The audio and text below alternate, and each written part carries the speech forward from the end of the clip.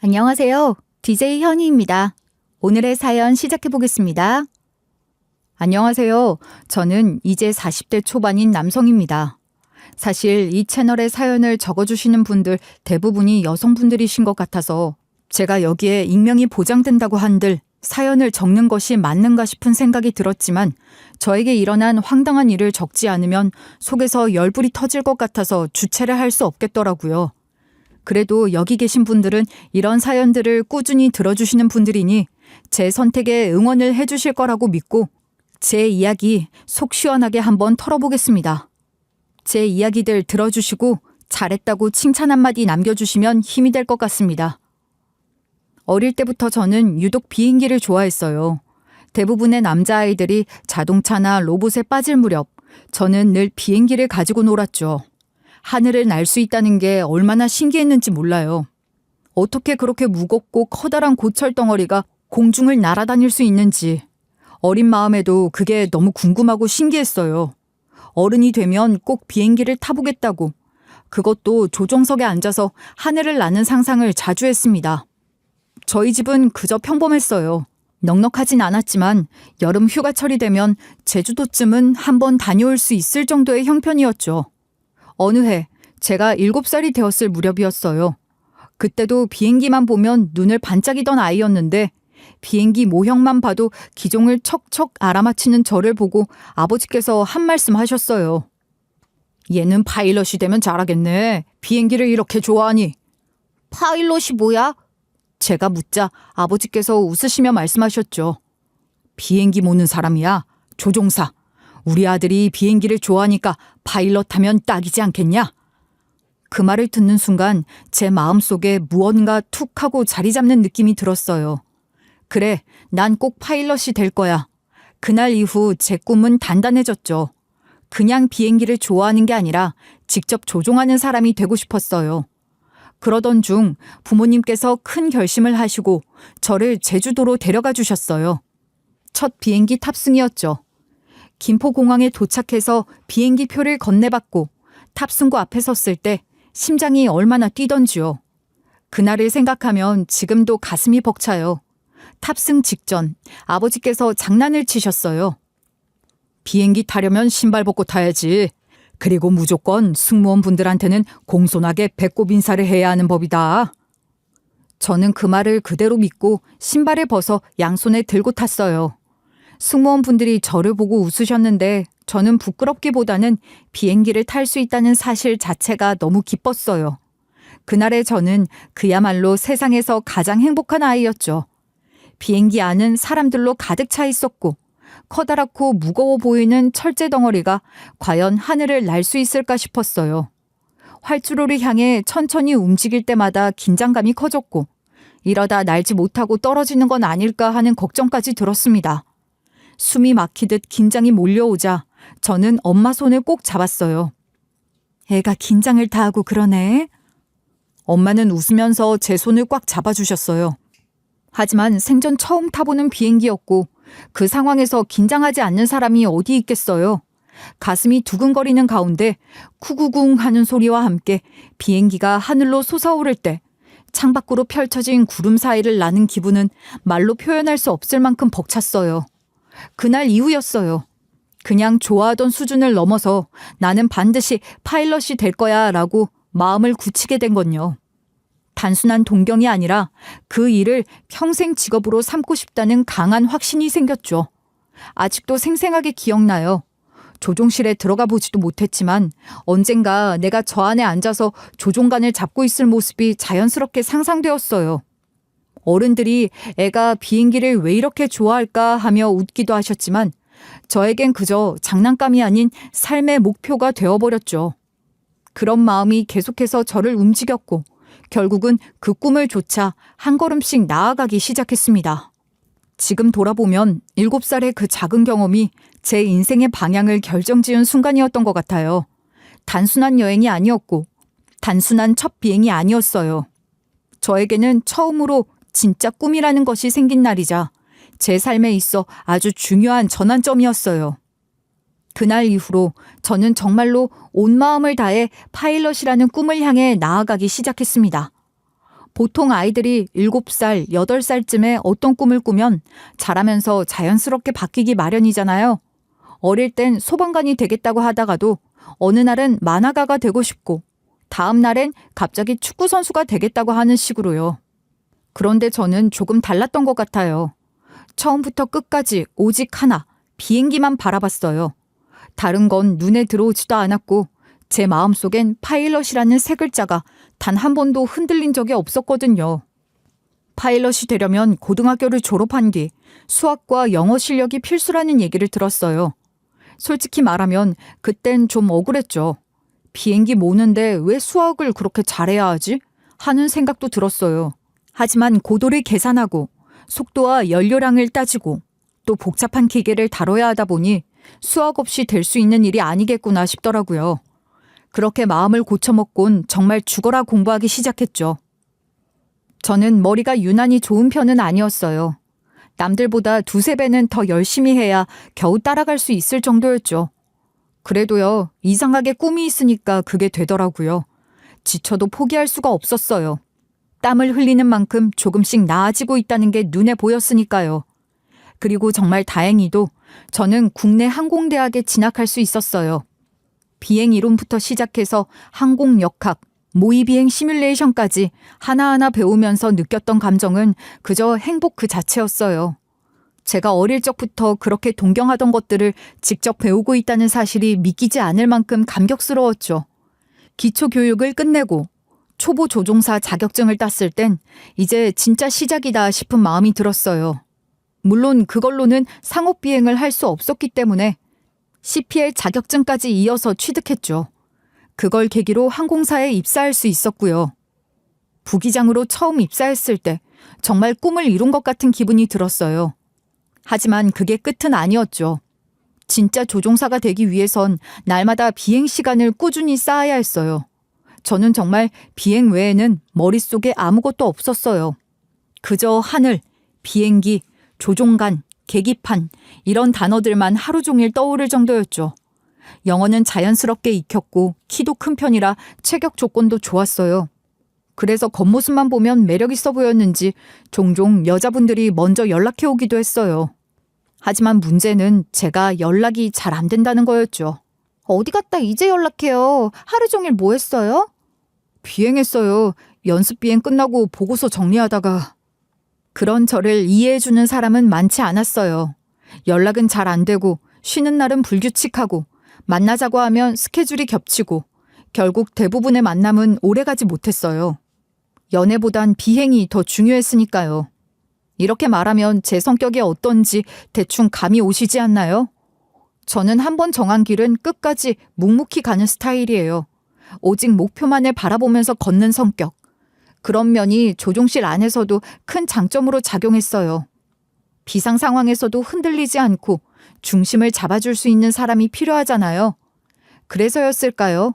저는 부기장으로 일하는 동안에도 절대 가벼이 움직이지 않았고 어떤 비행이든 최선을 다했어요. 야간 비행이든 새벽 출발이든 어려운 노선이든 언제나 오케이 했죠. 회사에서 제 별명이 오케이맨이 된 것도 그 때문이었어요. 진우 씨, 갑자기 스케줄이 바뀌었는데 괜찮겠어요? 네, 괜찮습니다. 바로 준비하겠습니다. 이렇게 늘 흔쾌히 대답했죠.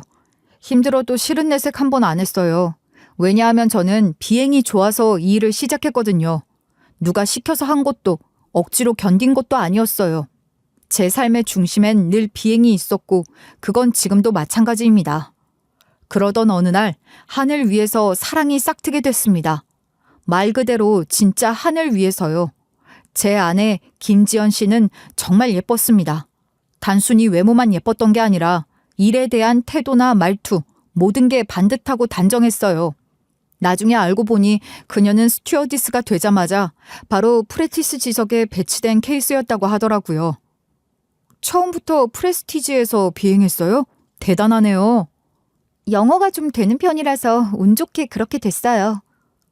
물론 그것만으로는 부족하죠. 그만큼 실력이 있었고 그 실력을 뒷받침할 만한 매력이 있었으니까요.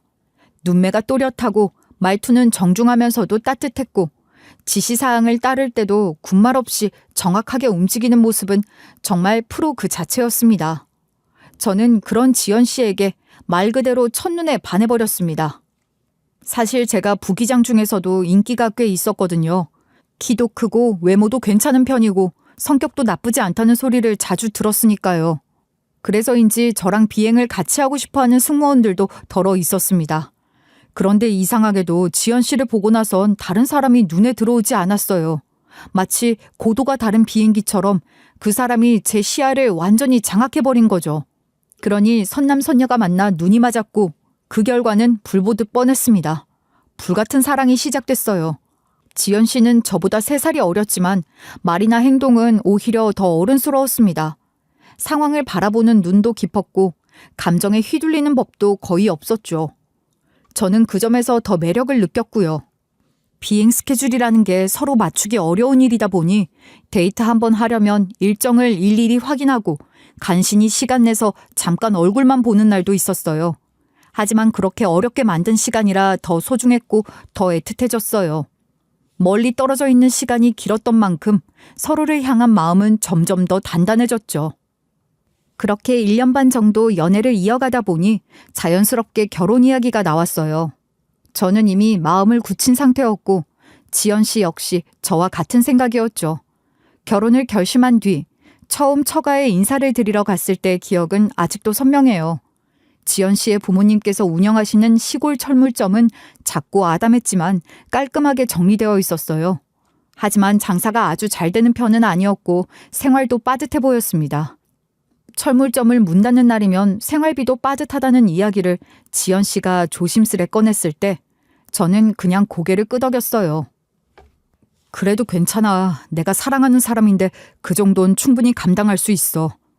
내가 짐이 될까봐 그게 너무 마음이 불편한데 그렇게 말해줘서 고마워요. 지연 씨는 눈시울이 붉어졌고 고맙다고 말하면서 제 손을 꼭 잡아주었어요. 솔직히 저희 부모님은 걱정이 많으셨어요. 우리 집도 그렇게 부유한 편은 아니었지만 그래도 너무 기울어진 집과 결혼하는 건 신중해야 하지 않겠냐는 말씀을 조심스레 꺼내셨죠. 우리도 잘난 건 없지만 네가 너무 짊어지는 건 아닌가 싶다. 그 말씀을 들었을 땐 저 역시 고민이 없었던 건 아니었지만 결국 제 마음은 단 하나였어요. 사랑하는 사람과 함께하겠다는 결심이었고 그 결심은 시간이 지나도 변하지 않았어요.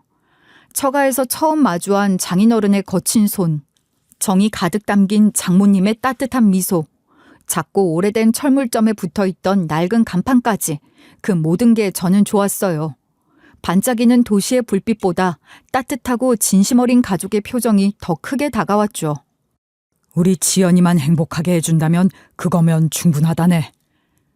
장인어른의 말씀에 저는 단단히 고개를 끄덕였고 마음속으로 다시 다짐했어요.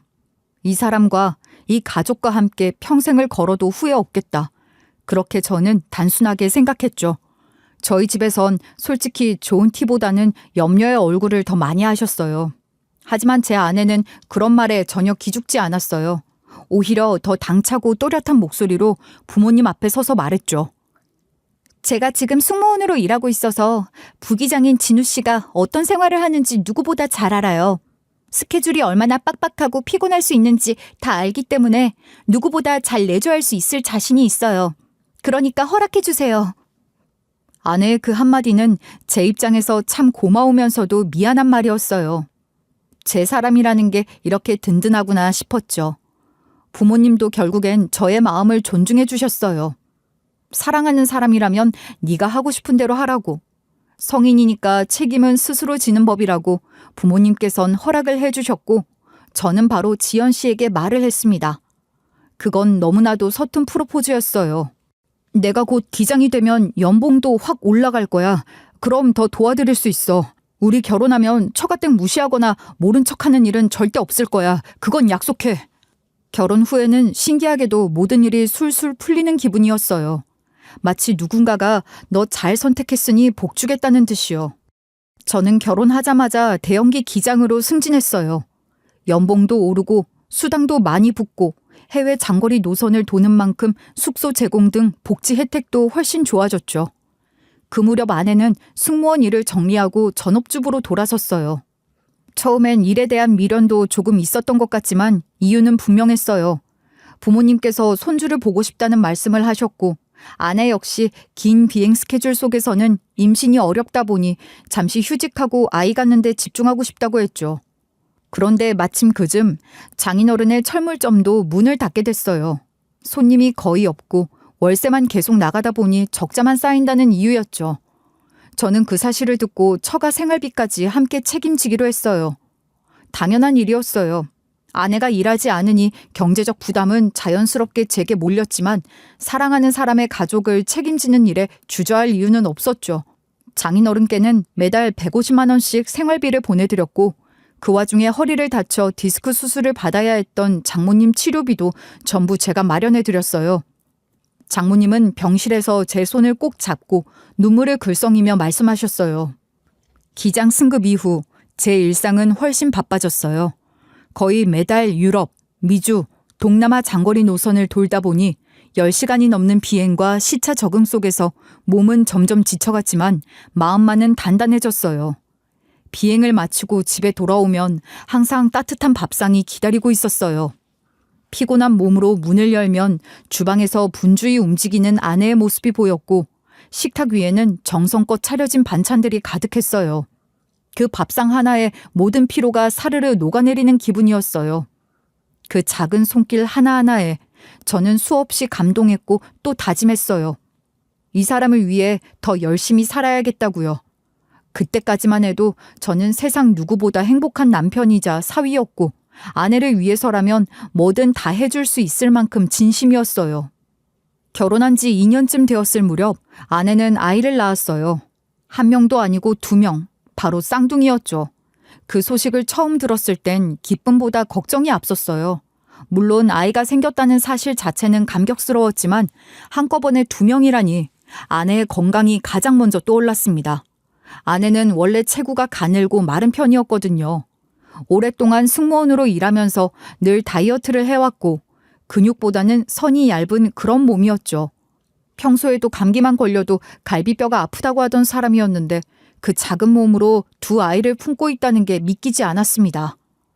진짜 괜찮을까? 둘이라니 아무래도 몸이 많이 힘들겠는데? 힘든 건 맞는데 그래도 생각보다 버틸만해. 그리고 당신이 옆에 있으니까. 말은 그렇게 했지만 아내는 임신 기간 내내 거의 밖에 나가지 않았어요. 몸이 무겁고 조금만 걸어도 숨이 차다 보니 대부분의 시간을 소파에 비스듬히 누워서 보냈죠. 대신 입은 쉬지 않았어요. 그동안 참아왔던 음식들에 대한 욕구가 폭발이라도 한 듯 하루 종일 뭐든 먹었어요. 냉장고에 치즈케이크가 있으면 아침에 일어나자마자 한 판을 다 먹어버리기도 했고 밤에는 족발에 보쌈까지 혼자 다 해치우기도 했죠. 키 167cm에 결혼 전엔 49kg이던 몸무게가 임신 후엔 무려 31kg이나 늘어났습니다. 그렇게 아내의 체중은 어느새 80kg에 가까워졌어요. 자기야, 나 지금 진짜 너무 못생겼지. 이러다가 자기가 나 미워 보이면 어떻게 하지? 무슨 소리야. 아니야. 지금도 예뻐. 진짜로. 제가 그렇게 말하면 아내는 입을 삐죽 내밀면서도 다시 베개에 얼굴을 묻곤 했어요. 출산 후엔 살이 좀 빠질 줄 알았는데 생각보다 쉽지 않았습니다. 늘어진 살, 안 빠지는 뱃살, 엉덩이며 허벅지에 생긴 튼살까지 아내는 거울을 볼 때마다 한숨을 쉬었어요.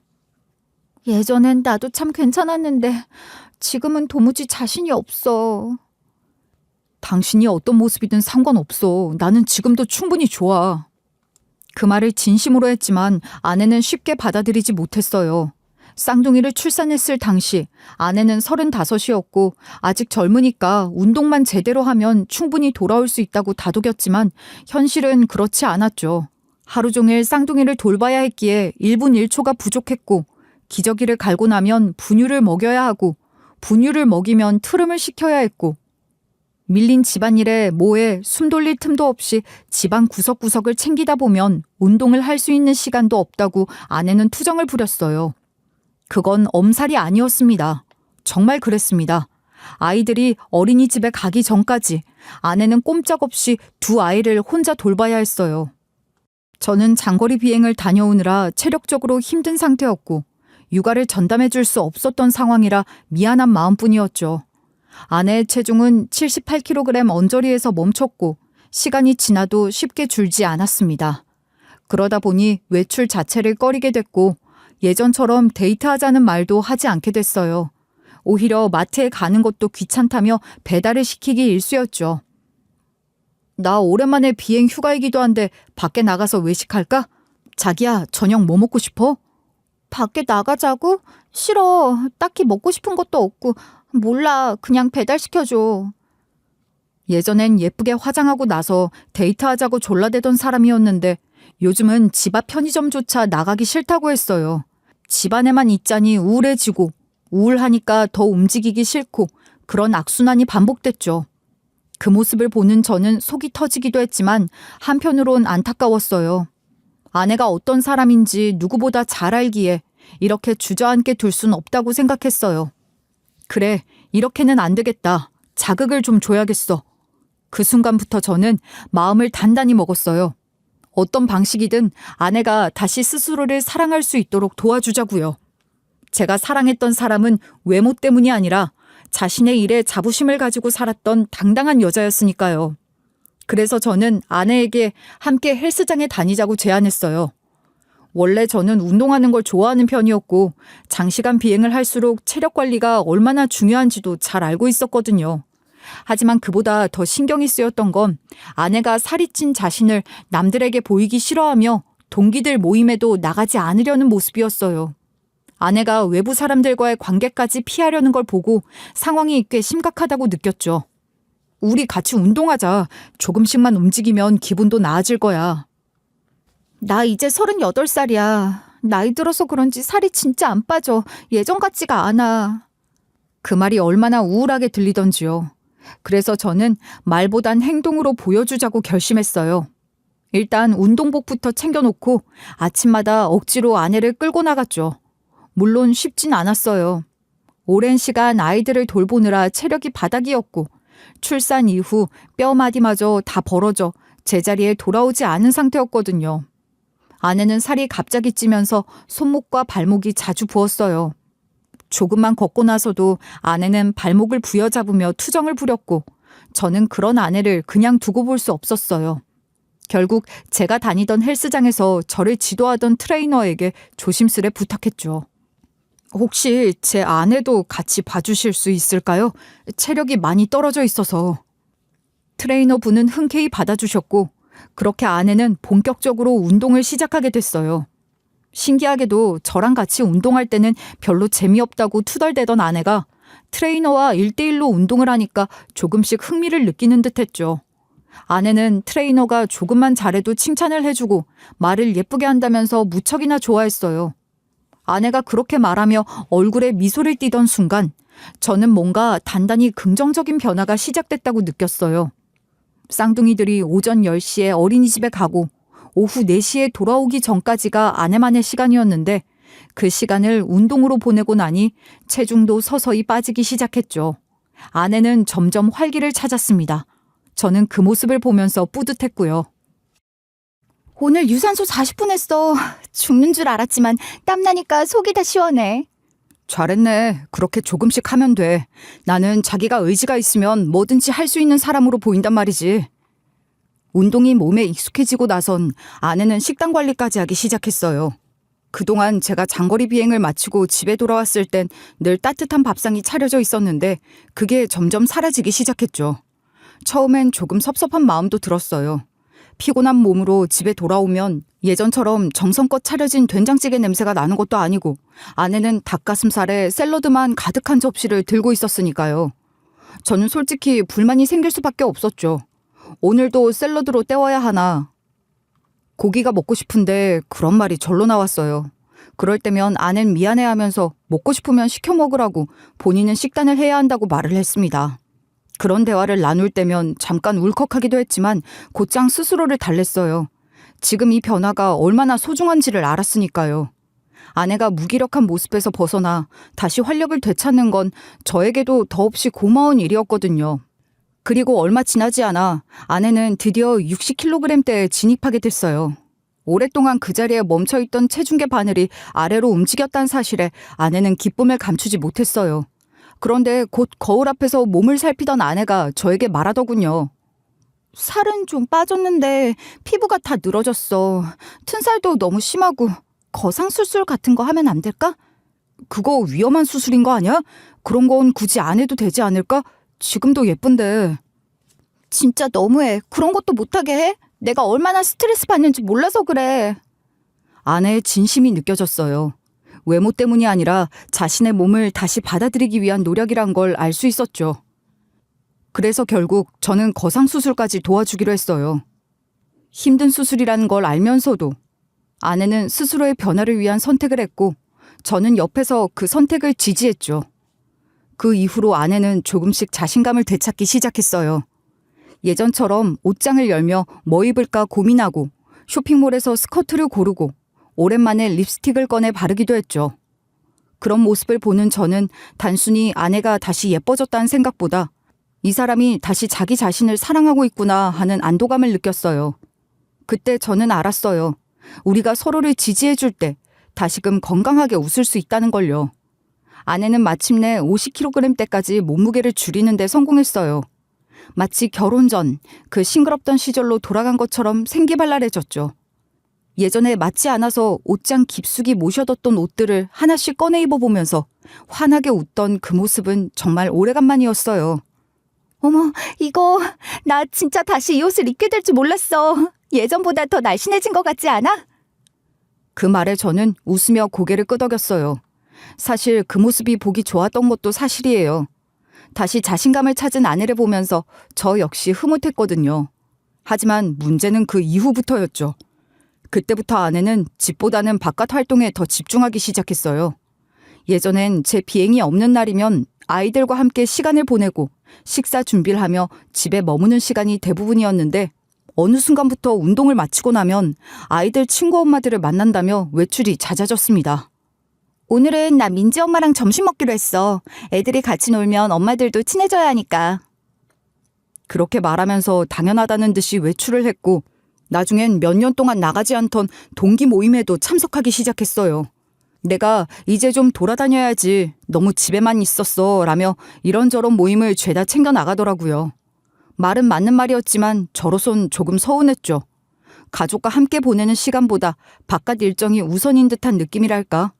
그러는 사이 장인어른은 여전히 매달 생활비를 요구하셨고 더 어이없는 건 처제였어요. 어느 날 불쑥 전화를 걸어오더니 조심스럽게 묻더라고요. 형부, 나 유학 가고 싶은데 혹시 좀 도와줄 수 있어요? 처음엔 장난인 줄 알았어요. 하지만 진지했어요. 처제는 이미 30을 넘긴 나이였고 제법 많은 시간을 보내고도 여전히 뚜렷한 직업도 없이 집에 머물고 있었거든요. 그런 상황에서 갑자기 유학이라뇨. 이 집 식구들 혹시 나를 호구로 보는 건가? 그 생각이 머릿속을 떠나지 않았어요. 하지만 정작 아내는 별다른 반응조차 없었어요. 오히려 저에게 이렇게 말했죠. 당신이 원래 우리 집 도와주기로 한 거 아니었어? 가족인데 그런 건 좀 감안해야지. 처제도 나이를 생각해야지. 30이 넘었는데 직장을 진득하게 다닌 적도 없잖아. 갑자기 유학이라니 그것도 좀 이상한 거 아니야? 하고 싶은 게 있나 봐. 근데 나 이번에 PT 트레이너 바꿨어. 좀 더 전문적인 분인데 한 번에 500만 원이야. 아니, 나랑 같은 헬스장이잖아. 트레이너를 왜 바꿔? 그렇게 비싼 사람으로? 그냥 지금 나한테 그분이 더 맞는 것 같아서. 운동도 파트너가 재밌어야 진득하게 하지. 그 상황에서 저는 아내에게 실망하지 않을 수가 없었어요. 상의 한마디 없이 그렇게 큰 결정을 내리고선 뻔뻔하게 요구하는 태도가 낯설게 느껴졌죠. 그래도 아이들의 엄마니까, 아내니까 저는 결국 지원을 다 해줬습니다. 그러다 유럽 장거리 비행 일정이 잡히게 됐어요. 출발 전날 집에서 짐을 싸는데 괜히 마음이 허전하더라고요. 언제부턴가 아내는 제가 어디로 비행을 나가는지도 별 관심이 없어졌어요.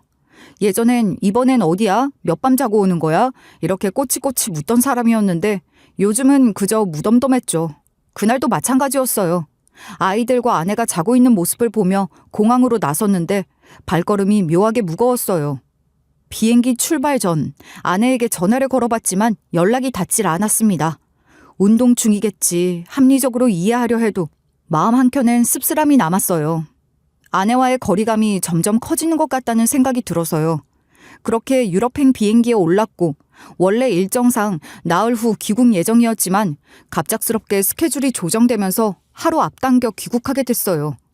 한국에 도착했을 땐 몸이 천근만근이었죠. 장거리 비행이 이어질수록 피로도가 쌓이는 건 어쩔 수 없었거든요. 아내에게 연락을 해둘까 고민했지만 연락을 하지 않기로 했어요. 은근히 서프라이즈를 해보고 싶다는 마음도 있었고 무엇보다 그냥 집에 가서 조용히 씻고 자고 싶었어요. 그래, 오늘은 조용히 들어가서 자고 내일 얘기하자. 그렇게 아무 연락 없이 집으로 향했어요. 그때까지만 해도 제가 집으로 돌아가서 마주하게 될 장면이 제 인생을 바꿀 줄은 몰랐습니다. 조용히 현관문을 열고 들어섰어요. 캐리어는 문간에 조심스럽게 내려두었고 저는 최대한 소리내지 않으려 발 뒤꿈치를 들고 걸었죠. 분명 아내가 집에 있을 시간인데 집안은 이상하리만치 고요했어요. 아이들은 어린이집에 있을 시간이니 그렇다 쳐도 아내의 인기척조차 느껴지지 않으니 괜히 가슴이 쿵쾅대기 시작했죠. 설마 낮잠 자고 있나? 그런 생각을 하며 부엌으로 향했어요. 장거리 비행을 마치고 돌아온 뒤 마시는 찬물 한 잔이 얼마나 큰 위로가 되는지 몸이 기억하고 있었거든요. 그런데 그때였어요. 안방 쪽에서 묘한 소리가 들리기 시작한 건.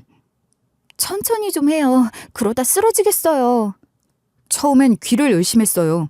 그런데 이어지는 말들에 제 이마에 핏줄이 서기 시작했죠. 이 정도는 해야 남자 아니겠습니까? 제 하체 단단하죠? 아유, 그런 말 아무렇지 않게 하고 그래요. 한번 만져보실래요? 이게 다 안팎으로 운동하는 덕분 아니겠습니까? 진짜 선생님도 말하는 거 보면 짓궂다니까. 순간 제 숨이 거칠어졌고 속이 부글부글 끓어오르기 시작했어요. 이게 지금 뭐 하는 소리야? 우리 안방에서?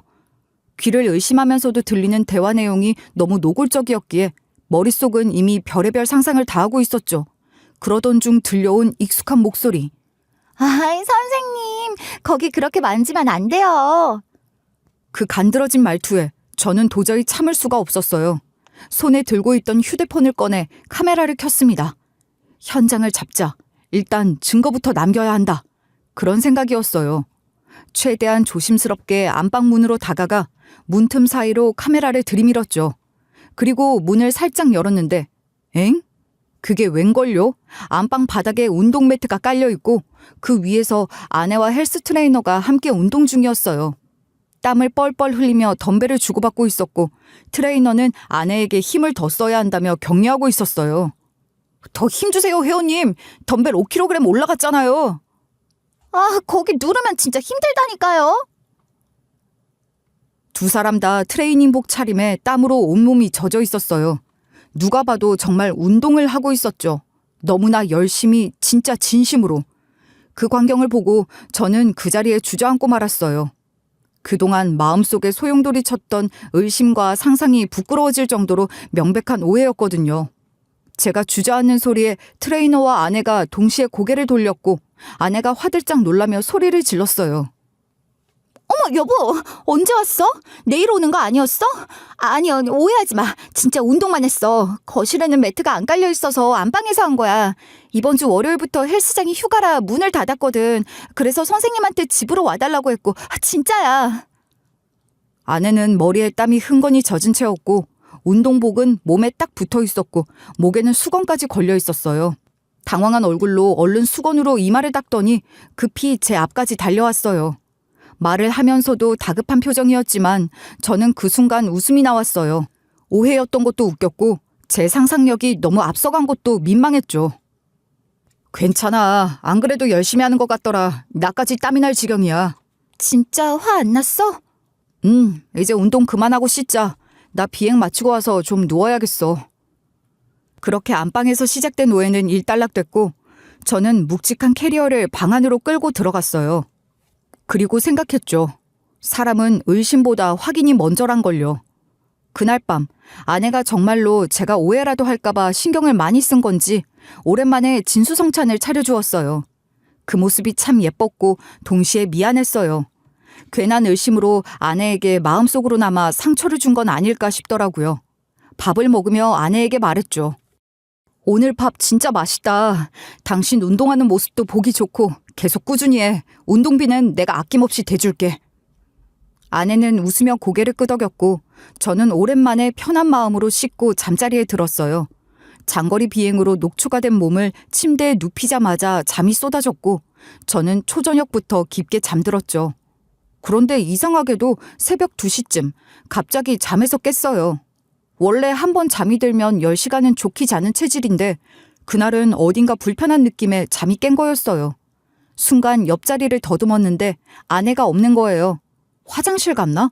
그렇게 생각하고 한참을 기다려도 돌아오질 않길래 조심스레 일어나 아이들 방으로 가봤어요. 혹시 아이들이 깨서 그 옆에 누워있는 건가 했거든요. 그런데 아이들 방도 조용했어요. 두 아이는 곤히 자고 있었고 아내의 그림자는 보이지 않았어요. 이 시간에 어디 간 거지? 묘하게 마음이 불안해졌어요. 괜한 감정이라 생각하면서도 가슴 한쪽이 자꾸 쿡쿡 찔리는 듯 했죠. 다시 방으로 돌아가려던 찰나 거실 식탁 위에 놓인 아내의 노트북이 눈에 들어왔어요. 화면이 어두워져 있었지만 전원이 켜져 있었고 뚜껑을 여는 순간 대기 화면이 풀리더니 메신저 창이 떠 있었어요. 원래는 이런 걸 들여다보는 성격이 아니에요. 사생활은 존중받아야 한다고 늘 생각해왔고요. 하지만 그날은 이상하게도 손이 저절로 움직였어요. 그냥 무의식 중에 뭔가에 끌리듯 클릭을 했죠. 그리고 메신저 창에 떠있는 대화 내용을 보고 저는 그대로 굳어버렸어요. 아까 진짜 들킬 뻔했잖아. 심장 내려앉았다고. 방에 다행히도 덤벨이 있었으니까 넘어갔지. 들켰으면 바로 이혼 아니야? 이혼으로 끝나겠어? 우리 집에서 남편한테 받는 돈이 얼만데 그거 다 뱉어내러 가면 진짜 죽음이야. 눈을 의심했어요. 이게 정말 아내의 대화가 맞나? 제 손끝이 덜덜 떨리기 시작했어요. 계속해서 내려보니 대화는 더 노골적이고 충격적이었죠. 그래서 언제까지 이렇게 숨어서 만나야 하는데? 나쁘지 않잖아. 스릴도 있고. 아까 자기가 현관문 열리는 소리 들린다고 안 했으면 우리 진짜 맨몸으로 쫓겨나는 거였다고.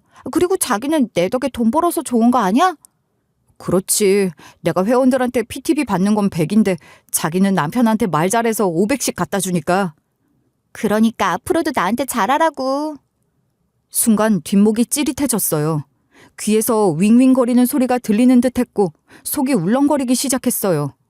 아내가 차려준 저녁 밥상이 떠올랐고 그것들이 전부 입안으로 역류하는 듯한 기분이 들었죠.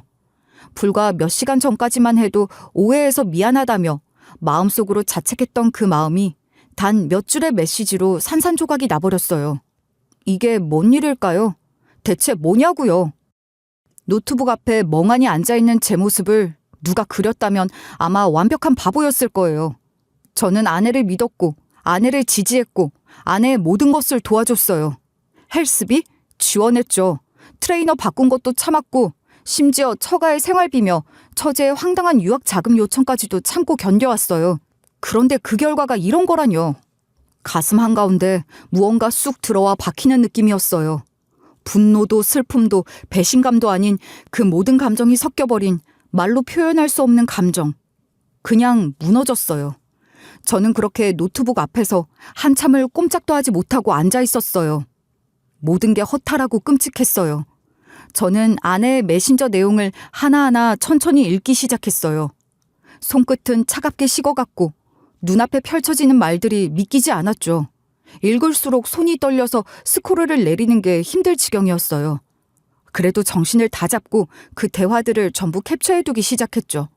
한 장 한 장 놓치지 않고 혹시라도 나중에 지워질까 싶어 백업까지 해두었어요. 헬스 트레이너와의 관계는 대략 8개월 전부터 시작된 것 같았어요. 메신저 내역을 거슬러 올라가다 보니 처음엔 운동 이야기로 시작된 대화가 어느 순간부터 감정 섞인 말투로 바뀌었고 점점 농도 짙은 장난과 은밀한 약속들로 흘러가 있었죠.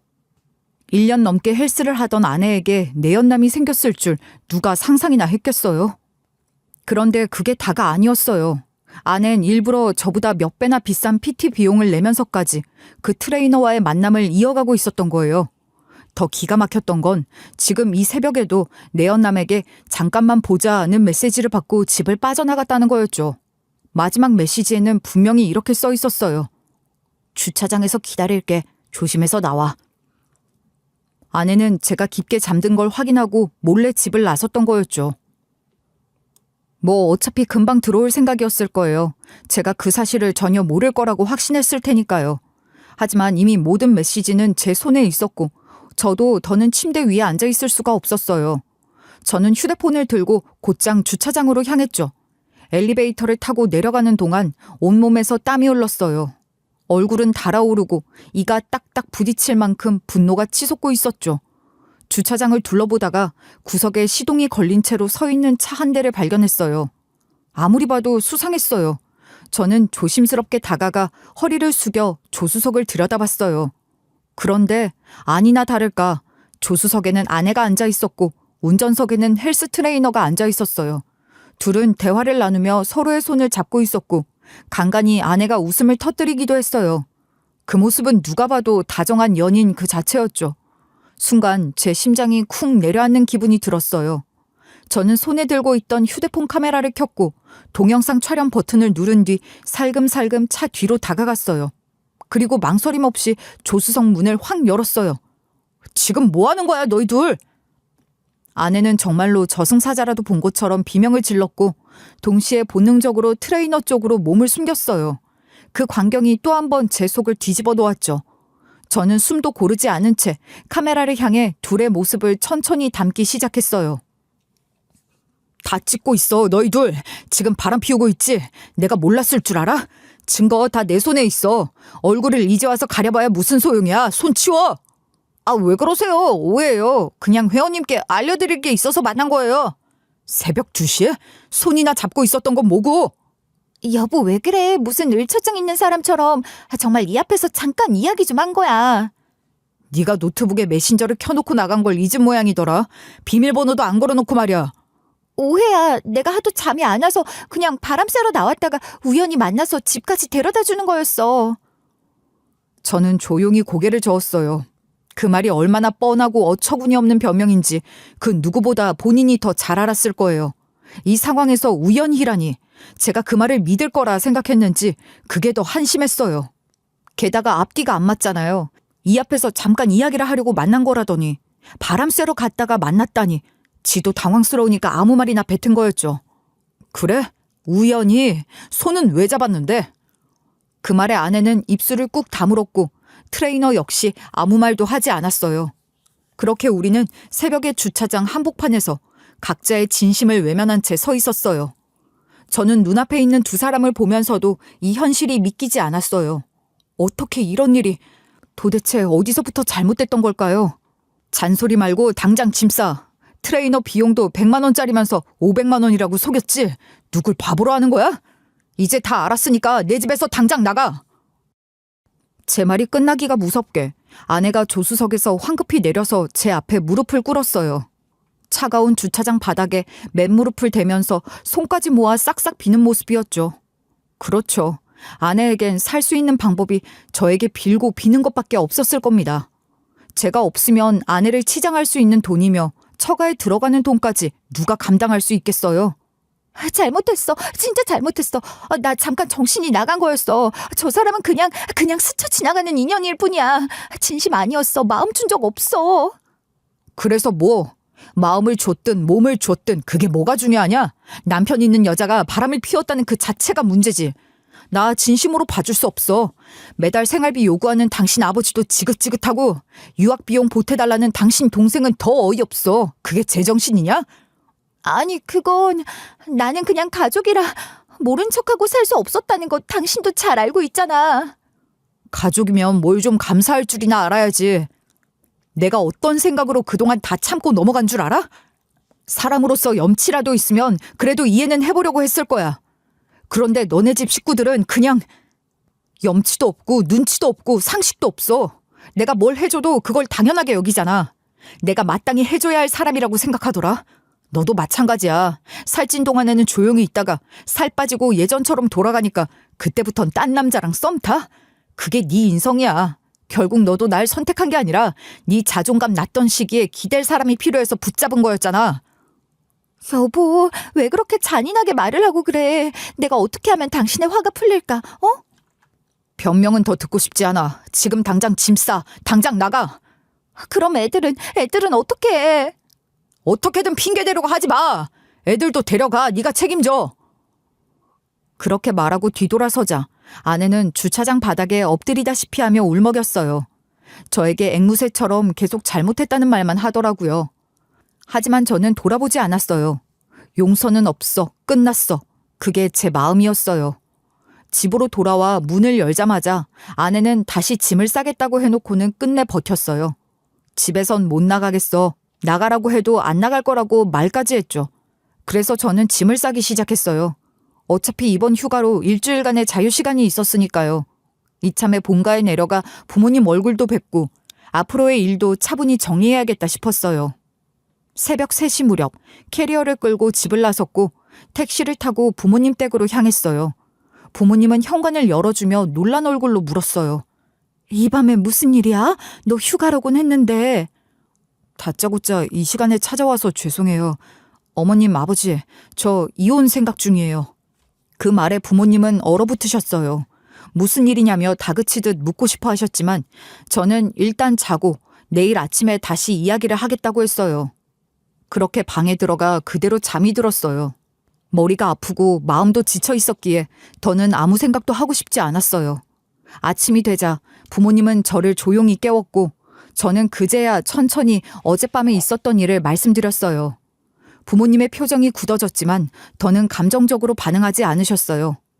그럼 어쩌려고 하니 묻기에 저는 짐을 챙기고 곧장 변호사 사무실로 향했어요. 미리 백업해둔 메신저 캡처, 아파트 주차장에서의 영상, 트레이너의 얼굴이 나온 정황 사진까지 전부 제출했고 변호사는 모든 자료를 꼼꼼히 살핀 뒤 고개를 끄덕였어요. 이 정도 증거면 충분합니다. 상간남 소송도 가능하고 이혼 소송 역시 유리한 쪽으로 이끌 수 있어요. 위자료도 받을 수 있고요. 그 말을 듣는 순간 속이 시원하면서도 씁쓸했어요. 잘 걸렸죠 뭐. 이건 제가 져줄 수 없는 싸움이었어요. 변호사님은 자료를 천천히 훑어보더니 고개를 끄덕이며 말했어요. 정확히 언제부터 시작된 관계인진 몰라도 그날의 증거만으로도 위자료 청구는 충분합니다. 보통 상간남에게 1천에서 3천만 원 사이의 위자료가 인정되고요. 이혼 소송에서 부정행위가 입증되면 재산 분할에서 유리하게 작용할 수 있습니다. 제가 바라는 건 돈이 아니에요. 명확한 책임입니다. 누가 잘못했는지 분명히 따지고 가야 합니다. 그렇게 전 바로 소송을 걸었어요. 먼저 상간남에게 내용 증명을 보냈고 아내에겐 이혼 소장 초안을 송부했어요. 미리 준비해뒀던 공동명의 예금 3개는 전날 모두 해지했고 차량 역시 단독 명의로 이전 신청을 해두었죠. 저는 더 이상 기다릴 생각도 흔들릴 여지도 두지 않았어요. 모든 것을 완료형으로 제가 주도권을 쥔 채 밀어붙였죠. 며칠 후 상간남이라는 작자는 전화를 걸어오더군요. 진짜 오해예요. 저는 그냥 운동 목적이었고요. 절대 간통 그런 거 아닙니다. 이미 고소장 접수했습니다. 법대로 하시죠. 아니 잠깐만요. 혹시 합의로 마무리하면 안 될까요? 제가 원하시는 방향으로 맞추겠습니다. 거절하겠습니다. 끝까지 가볼 생각이에요. 그 말에 상대는 입을 다물었어요. 한마디로 끝낸 셈이었죠. 아내는 그 뒤로 줄곧 울며 잘못했다고 빌었어요. 장인어른과 장모님도 전화를 걸어왔고 집으로 찾아와 지연이 단단히 혼냈다. 다시는 이런 일 없을 거다 하면서 용서를 해달라고 말했지만 저는 냉정하게 말했어요. 그 뻔뻔한 얼굴 2번 다시는 보고 싶지 않다고요. 그 말에 장모님은 울고 아내는 제 바지가랑이를 붙잡았죠. 그러면서도 저에게 아이는 책임을 못 지겠다고 하더라고요. 그때 저는 참았던 분노가 터져나왔어요. 왜? 이제 돈줄 떨어져서 애도 못 키우겠냐? 그래 좋아. 애는 내가 키워. 대신 친권, 양육권을 포기한다는 각서부터 써. 아내는 냉큼 사인을 하더군요. 그 모습을 보며 저는 고개조차 돌리지 않았어요. 뒷모습이 얼마나 초라하든 더 이상 감정은 없었으니까요. 장인어른은 그 뒤로도 몇 번이나 전화를 걸어왔지만 저는 한 통도 받지 않았어요. 통화 기록이 계속 남아있었지만 열어보지도 않았습니다. 받은 상처가 너무 깊었고 돌아갈 이유도 명분도 없었거든요. 어릴 때부터 전 하나에 꽂히면 끝을 보는 성격이었어요. 집요하다는 말 수도 없이 들었죠. 그런 제가 이혼 소송 하나 못하겠어요? 이혼은 생각보다 간단했어요. 아내는 명백한 귀책 배우자였고 제가 확보한 증거가 워낙 명확했기 때문에 재판부도 별다른 이견 없이 이혼을 인용했죠. 아내는 위자료 3천만 원을 제게 지급해야 했고 아이들에 대한 양육권과 친권은 모두 박탈당했어요. 공동 명의로 되어 있던 예금 역시 전액 제 기여분으로 인정받아서 전부 제 명의로 귀속됐고요. 아내 쪽에서 재산 분할을 신청했지만 실질적 기여도가 인정되지 않아 기각됐다는 결과를 받았죠. 상간남, 그러니까 그 헬스 트레이너는 별도로 상간자 위자료 소송을 진행했어요. 처음엔 얼토당토 않는 변명을 늘어놓더라고요. 운동 목적이었고 신체 접촉은 수업의 일환이었을 뿐이라나. 그래도 법원은 단순한 접촉 이상의 내밀한 메시지들과 야밤의 만남, 차량 안에서의 영상 등을 종합해 불륜으로 판단했고 그에게도 3천만 원의 위자료를 명령했어요. 그 일 이후 두 사람의 불륜은 헬스장에도 알려졌어요. 어떻게 퍼졌냐고요? 그건 제가 조금 손을 썼죠. 이혼 후 아이들을 데리고 어린이집에 다니다 보면 자연스레 다른 엄마들과 마주치게 되잖아요. 그중 한 분이 물으셨어요. 어머, 애엄마는 요즘 얼굴이 안 보이네요. 그 말에 저는 일부러 조용히 마치 큰 비밀이라도 털어놓은 듯한 표정으로 말했죠. 그게요. 사실은 우리 이혼했어요. 헬스장에서 바람이 나서요. 비밀이에요. 그렇게 말했지만 엄마들 사이에 비밀이란 건 없잖아요. 말은 곧장 퍼졌고 결국 그 헬스 트레이너는 헬스장에서 쫓겨났어요. 퇴출당한 뒤에도 연락이 온 건 없었어요. 대신 헬스장 측에서 연락이 왔죠. 해당 트레이너의 문제로 불편을 드려 죄송합니다. 회원님이 과다 지불한 비용은 환불 처리 도와드리겠습니다. 내부적으로도 조치 중입니다. 그래요. 헬스장도 자기 평판이 걸려 있으니 조용히 마무리하고 싶었던 거죠. 그렇게 저는 환불까지 받았고 트레이너는 업계에서 사실상 매장당했다는 이야기를 들었어요. 현재는 인근 도시에서 야매 PT를 한다더군요. SNS도 닫혔고 연락처도 바뀌었다고 해요. 아내는요, 결국 친정, 그러니까 시골로 돌아간 것 같아요. 서울 생활에 익숙해진 사람이 조용한 시골 마을에서 견딘다는 게 말처럼 쉽지는 않을 거예요. 전기장판도 안 켜진 방에서 부모님 눈치 보며 살고 있다는 소문이 들렸어요. 한밤중에 술에 취해 저에게 전화를 몇 번 한 적도 있었죠. 새벽 2시, 3시쯤 전화가 울리더군요. 그때마다 화면을 보고는 한숨을 쉬고 조용히 끊어버렸어요. 받을 마음도 없었고 받아줄 이유도 없었으니까요. 지금 저는 아이들과 함께 본가에서 지내고 있어요. 혼자 두 아이를 책임지는 게 결코 쉬운 일은 아니에요. 비행 스케줄이 길다 보니 부모님께 아이들을 맡겨야 할 때가 많고요. 그런 부모님께 늘 죄송한 마음뿐이에요. 가끔 제 어머니가 이놈아 너도 살아야지 하시면서 제 도시락을 싸주시고 아버지는 등하원 시간을 맞춰 아이들을 어린이집에 데려다 주세요. 하지만 저는 다시 일어섰어요. 무너질 줄 알았던 마음은 아이들 덕분에 버텼고 아이들 덕분에 저는 지금도 앞을 보고 있어요. 제 아이들에게만큼은 부족한 부모가 되지 않겠다고, 다시는 실망시키지 않겠다고 다짐하고 있어요. 그리고요, 양육비요. 저는 아내에게도 그 책임을 지게 하고 있어요. 법적으로 정해진 양육비는 꼬박꼬박 청구하고 있습니다. 어차피 애초에 책임지지 않겠다고 했던 사람이지만 법은 책임을 묻더라고요. 매달 통장에 입금되는 그 돈을 볼 때마다 이건 돈이 아니라 의무의 잔재라고 생각해요. 이제 저는 싱글데디로 살아갑니다. 물론 예전과는 많이 달라졌죠. 하루하루가 정신없고 아이들과 함께 보내는 시간에 익숙해지기까지는 시간이 필요했어요. 그래도 저는 다짐했어요. 우리 아이들, 내가 반드시 잘 키워낼 거라고. 인생은 한번 무너졌다고 끝나는 게 아니니까요. 다시 일어나는 사람이 결국 이기는 거예요. 저 잘했죠? 제 이야기를 끝까지 들어주신 여러분께도 즐거운 나날이 지속되길 바라며 사연을 마치겠습니다.